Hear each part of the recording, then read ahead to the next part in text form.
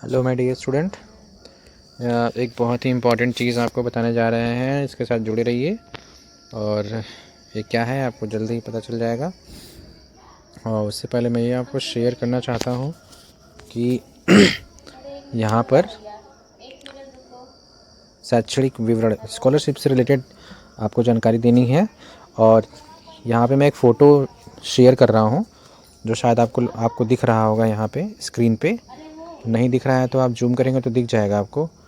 ये सबसे important column है जिसे हम कहते हैं एजुकेशनल डिटेल, अगर इंग्लिश में कहें तो। हिंदी में इसका नाम है शैक्षणिक विवरण।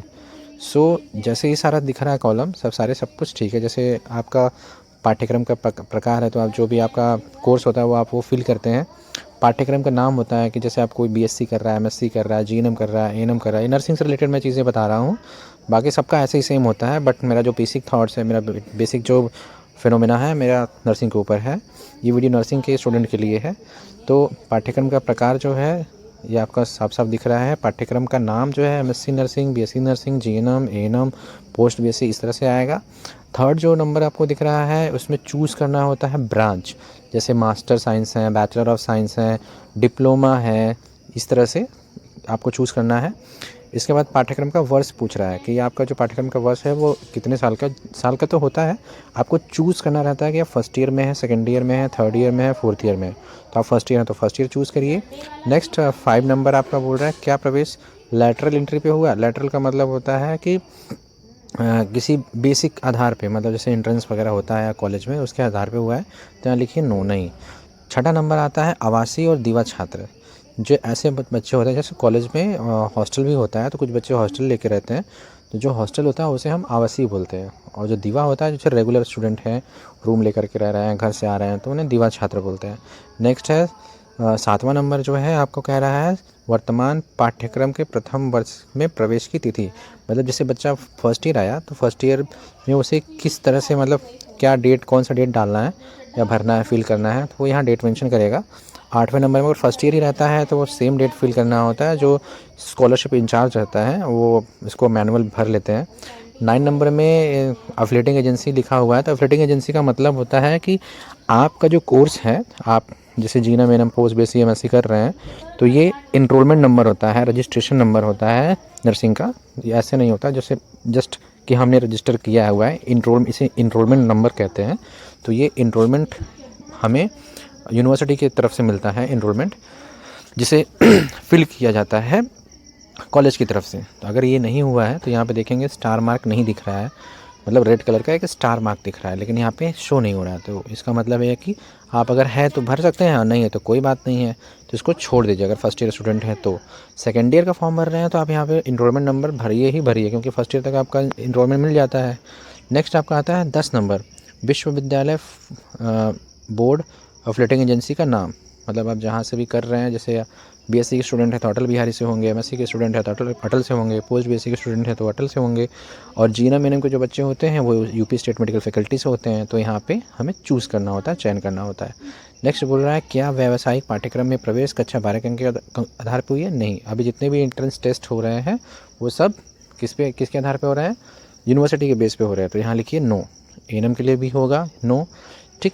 12 नंबर बोल रहा है पाठ्यक्रम की पात्रता। मतलब आप जो अगला कोर्स लिए हुए हैं, या फिर जैसे आप जीएनएम कर रहे हैं तो जीएनएम किसके बेसिस पे कर रहे हैं, क्या कक्षा 12 पास करके आए हैं, क्योंकि 10+2 के बेसिस पे होता है। एमएससी वाले जो स्टूडेंट होते हैं वो बीएससी के बिहाफ पे करते हैं। जीएनएम करने के बाद जो पोस्ट बीएससी के बच्चे होते हैं वो डिप्लोमा के बिहाफ पे करते हैं। तो आपको यहाँ पे लिखना होगा कि आप किसकी पात्रता के लिए करें, किस लिए कर रहे हैं, या क्या कोर्स के बाद आप आए हैं। जैसे आप कक्षा 12 पढ़ के आए होंगे तो आप लिखिए इंटरमीडिएट। आप जीएनएम करके पोस्ट बीएससी कर रहे हैं तो लिखिए डिप्लोमा। अगर आप एमएससी कर रहे हैं तो आप या तो लिखिए स्नातक या लिखिए स्नातक ही होगा, पोस्ट बीएससी के लिए भी होगा, और एमएससी की जीएनएम के बच्चों के लिए होगा डिप्लोमा। नेक्स्ट 13 नंबर आ रहा है, यहाँ पे बोल रहा है कि क्या वर्तमान पाठ्यक्रम में प्रवेश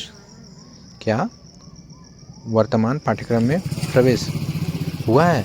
हाँ, तो लिखिए यस, क्योंकि सारे एंट्रेंस एग्ज़ाम हो रहे हैं तो यहाँ पे यस करेंगे। जैसे ही आप यस करेंगे 14 नंबर वाला ऑप्शन ओपन हो जाएगा और यहाँ पे आप सभी को CET ऑप्शन चूज़ करना है।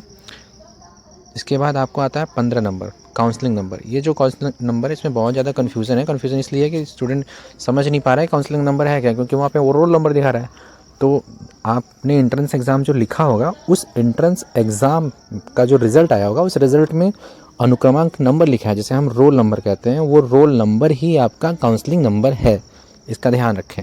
वही अनुक्रमांक या रोल नंबर आपको लिखना है काउंसलिंग नंबर वाले कॉलम में। नेक्स्ट आता है आपका कि प्रवेश परीक्षा का वर्ष।